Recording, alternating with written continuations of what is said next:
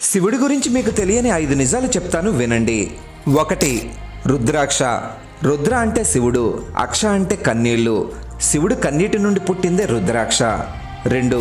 శివుడి మెడలో ఉండే వాసుకి పాము 3 చుట్లు చుట్టుకుని ఉంటుంది. ఇది భూత భవిష్యత్ వర్తమాన కాలాల్ని సూచిస్తుంది. 3. శివుడి వాహనమైన నంది కైలాసానికి ద్వారపాలకుడు కూడా.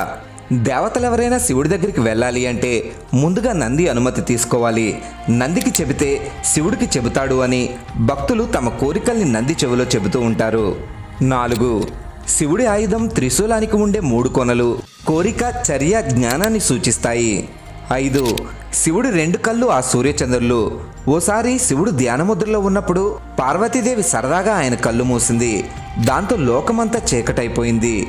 వెంటనే శివుడి శక్తి అంతా అగ్నిగా మారి 3వ కన్ను ఏర్పడింది. కంటెంట్ నచ్చితే హరహర మహాదేవా అని కామెంట్ చేయండి.